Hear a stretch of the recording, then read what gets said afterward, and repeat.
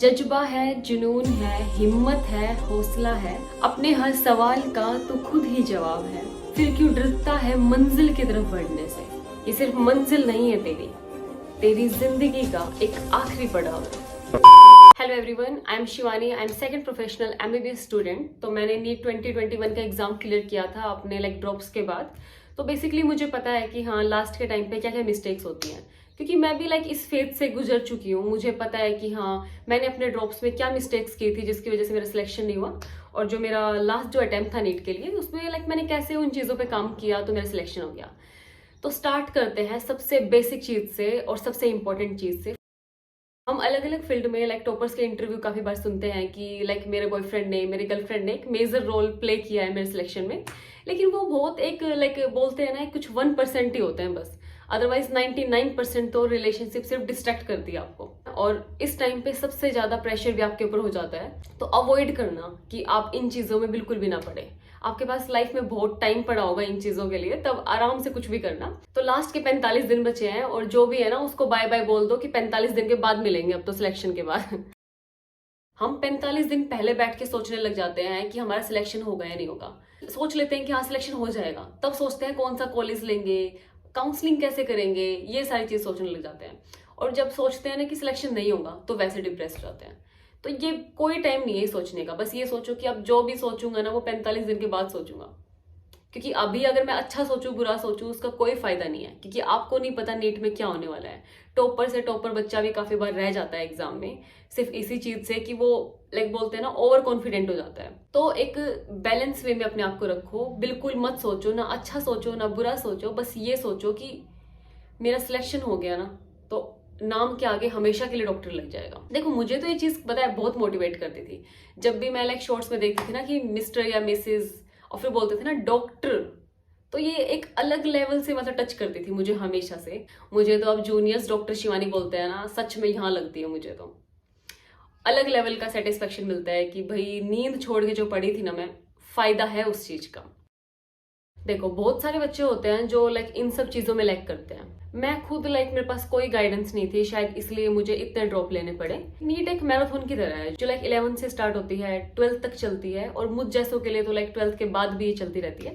लेकिन आपके लिए तो आपका एग्जाम अभी आने वाला है, तो आपके लिए तो मैराथन भी नहीं बची है। आपके लिए समझ लो वो 100 मीटर की स्प्रिंट बची है। तो इसमें जो उसेन बोल्ट की तरह भागेगा, जानते हो ना, तो जो उसकी तरह भागेगा ना, सिर्फ उसी के अच्छे मार्क्स आएंगे। तो इसके लिए mentorme.in, जो कि इंडिया पर्सनल मेंटरशिप प्रोग्राम है, तो वो आपको एक्यूरेट और सारी चीजें अच्छे से एक्सप्लेन करने के लिए लॉन्च कर रहा है लास्ट स्प्रिंट। तो 20 मार्च ये हर एक नीट एस्पिरेंट के लिए, आप लोगों के लिए काफी स्पेशल डे होगा, क्योंकि इस दिन से स्टार्ट हो जाएगी आपकी लास्ट स्प्रिंट। इसमें आपको सारी चीजें मिलेंगी, स्टडी के सजेशंस मिलेंगे, प्लानर्स मिलेंगे, और फ्री ऑफ कॉस्ट मटेरियल मिलेगा, और ऑल इंडिया रैंकर से भी आपको सेशंस मिलेंगे। अगर आप वो अटेंड करते हो तो वो तो आपके लिए खुद में ही स्कोर बूस्टर होंगे। बेसिकली 20 मार्च एक ऐसा दिन होगा जिससे your preparation will drastically change. तो इस लास्ट स्प्रिंट के लिए आप रजिस्टर कर सकते हो। मैंने डिस्क्रिप्शन में गूगल फॉर्म दिया है, वो फिल करो। काफी लिमिटेड सीट होंगी, तो डेट याद रखना 20 March, and get ready for your last sprint and crack NEET 2023 in last 2 month. कि मुझे लगता था कि शायद मैं ज्यादा सोती हूँ इसलिए मुझे कम टाइम मिलता है पढ़ने का, तो मैं अपनी स्लीप जो आवर्स है वो कम कर दूंगी। लेकिन ऐसा बिल्कुल भी मत करना। तो मैंने क्या किया कि जैसे कम सोना स्टार्ट कर दिया कि 6 घंटे सोती हूँ ताकि काफी टाइम बच जाएगा। तो उसकी वजह से पता है क्या हुआ, 6 घंटे सोने के बाद जितना भी टाइम बचा है ना, वो पूरा टाइम मेरा वेस्ट हो गया समझ लो। क्योंकि ऐसे टाइम पे आप पढ़ भी नहीं सकते और बिल्कुल आपकी एफिशिएंसी 0 हो जाती है। तो इससे अच्छा तो ये है कि आप एक बार अपनी पूरी नींद पूरी कर लो, अपनी 8 घंटे की जितनी भी नींद है आपकी। उसके बाद फिर जितना भी टाइम है ना, उसमें अपनी 100% एफिशिएंसी दे दो, 100% कंसंट्रेशन के साथ आप पढ़ो उसमें, तो वो ज्यादा बेनिफिशियल होगा। लेकिन बाद में आके तो वो बोलते हैं ना, लास्ट अटेम्प्ट में तो मेरा जुनून ही अलग लेवल का हो गया था। तब तो मैं 6 घंटे ही सोती थी, तो वो एक एक्सेप्शन केस मानती हूँ मैं। अदरवाइज आपको अपनी स्लीप जो है कंप्लीट करनी चाहिए, ताकि जितना भी टाइम बचता है वो 100% आपका अच्छे से पढ़ाई में जाए। हम हर दिन उठ के टाइम टेबल बनाने लग जाते हैं कि हाँ मुझे आज इतने घंटे पढ़ना है, इतने घंटे तक ये पढ़ना है, जबकि ऐसा कभी नहीं करना चाहिए। मैंने मेरे ड्रॉप निकाल दिए टाइम टेबल बना बना के। अब भी जैसे मैं घर जाके कोई नोटबुक देखती हूँ ना अपने पहले की, तो उसमें हर नोटबुक में 3-4 पेज छोड़ के तो एक टाइम टेबल बना हुआ दिखता है। तो मुझे इतनी हंसी आती है सोच के कि कहाँ टाइम वेस्ट कर रही थी मैं। सुबह का टाइम कितना अच्छा होता है पढ़ने के लिए, शांति होती है बिल्कुल, और मैं उस टाइम पे 1 घंटा लगाती थी टाइम टेबल बनाने में, जो कि मैंने कभी फॉलो नहीं किया। तो कभी भी टाइम टेबल मत बनाओ, बस एक चीज प्लान करो अपना दिन कि हाँ मुझे दिन में इतने टॉपिक्स कवर करने हैं, इतने चैप्टर्स कंप्लीट करने हैं, बस इतना जरूर प्लान बनाना। उसके अलावा ये मत सोचना कि 8 से 9 तक ये पढ़ना है, फिर अपने घंटे काउंट करने लगते हैं हम लोग कि हाँ 10 घंटे हो गए या नहीं हुए। तो ये सारी चीजें नहीं करनी है। नेक्स्ट पॉइंट है कि हम सोचते हैं कि हमने इतने साल नोट्स पढ़े हैं तो लास्ट में आके नोट्स से ही पढ़ते हैं, जबकि ऐसा बिल्कुल भी नहीं करना होता। मैंने अपने ड्रॉप निकाल दिए टारगेट के नोट्स पढ़ पढ़ के। मैं टारगेट इंस्टीट्यूट में पढ़ती थी तो मैंने अपने ड्रॉप निकाल दिए मतलब इंस्टीट्यूट के नोट्स पढ़ने में, जबकि मुझे लास्ट में आके अपने लास्ट ड्रॉप में पता चला कि सिर्फ वो एनसीईआरटी पढ़नी होती है। तो सिर्फ एनसीईआरटी से लगे रहो, बाकी जितनी भी चीज आपने अगर पूरी साल पढ़ी है ना तो वो कुछ टच मत करो। अगर आपके पास शॉर्ट नोट्स वगैरह कुछ हैं कि हाँ इजी फॉर्मूला चार्ट्स हैं तो वो जरूर आप रिवाइज करो। बाकी बायोलॉजी के लिए हो गया, इनऑर्गेनिक के लिए हो गया, इनके लिए तो लाइक आप एनसीईआरटी से बाहर एक शब्द भी नहीं देखना। नेक्स्ट पॉइंट है कि मुझे लगता था, जैसे मैं भी औरों की वीडियो देखती थी तो मुझे हमेशा सुनने को मिलता था कि डेली मॉक टेस्ट दो, लेकिन जो एक चीज थी कि मेरा सिलेबस कंप्लीट नहीं हुआ था और मैं डेली मॉक टेस्ट दे रही थी। तो आप बताओ कि क्या फायदा फिर। हम लोग मॉक टेस्ट देते हैं लाइक खुद को चेक करने के लिए, लेकिन अगर हमने कुछ पढ़ा ही नहीं है तो हम क्या चेक करेंगे।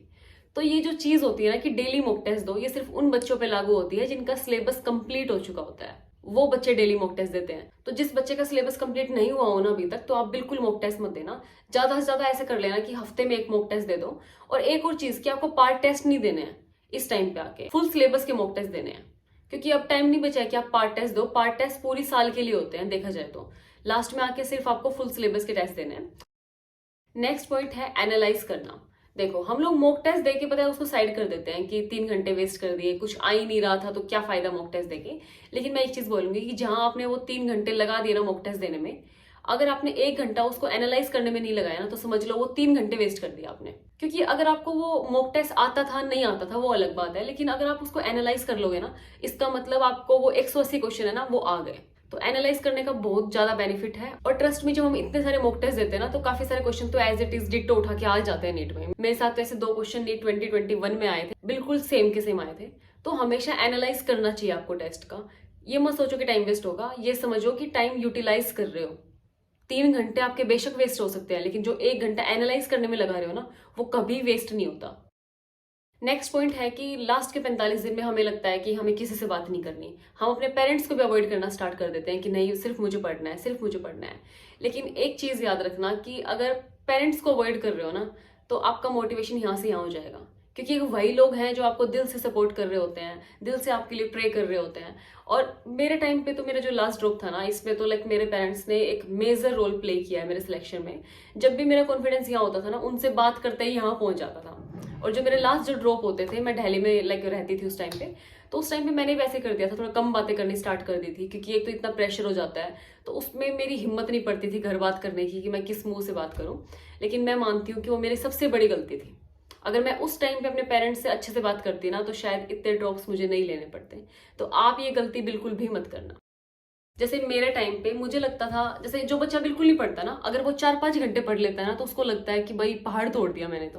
तो मुझे यही लगता था कि मैं जब बिल्कुल नहीं पढ़ती थी उसके बाद मैं थोड़ी बहुत पढ़ रही थी ना, तो मुझे लग रहा था हाँ पढ़ तो रही हूँ, हाँ पढ़ तो रही हूँ। लेकिन ऐसा नहीं होता है। आपको पता होना चाहिए कि आपका कॉम्पिटिशन किसके साथ है। आपका कंपटीशन उन बच्चों के साथ है जो अपनी रातें छोड़ के लाइक 2-2 साल पढ़ रहे होते हैं। आपका कंपटीशन ऐसे नहीं है कि आप 4 घंटे पढ़ के सोच रहे हो कि पता नहीं कौन सा तीर मार दिया मैंने। आपका कंपटीशन 18 लाख बच्चों के साथ है। मैं आपको डिमोटिवेट बिल्कुल नहीं कर रही, बस एक पॉजिटिव वे में इस चीज को लिया करो कि अगर आप सो रहे हो ना तो एकदम से उठ जाया करो कि पता नहीं कितने बच्चे इस टाइम पढ़ रहे होंगे, मैं बहुत पीछे रह जाऊंगा। तो ये चीजें आप सोचने स्टार्ट करोगे ना तो ट्रस्ट मी आप बिल्कुल भी लाइक 1 सेकंड अपनी वेस्ट करने की नहीं सोचोगे। तो एक अच्छे वे में इन पॉइंट्स को लेना। और आई विश आपको इस वीडियो से कुछ हेल्प मिली हो। और जितने भी पॉइंट्स हैं ट्रस्ट मी वो मेरे खुद के पॉइंट्स थे जो मैंने अपनी लाइफ में अपने ड्रॉप्स में जो रियलाइज किए हैं। काफी बेसिक चीजें हैं लेकिन हम लाइफ में यही तो चीजें हैं कि हम रियलाइज नहीं कर पाते। यही छोटी छोटी चीजें ही हमें जिंदगी में आगे भी बढ़ा देती हैं और इन पे ध्यान ना दे तो इन्हीं चीजों की वजह से हम जिंदगी में पीछे भी रह जाते हैं। तो बहुत जरूरी है कि आप इन छोटी छोटी चीजों पे काम करो। और बाकी तो मुझे कमेंट्स में सब बच्चे बता के जाना कि आप लोग इस टाइम पे क्या क्या मिस्टेक्स कर रहे हो, ताकि मैं नेक्स्ट वीडियो में वो चीजें कवर कर पाऊं। और मैं कोशिश करूंगी कि मैं सबके रिप्लाई करूं, तो कमेंट्स भर देना बिल्कुल, ठीक है। तो best of luck for your preparation और बाय बाय।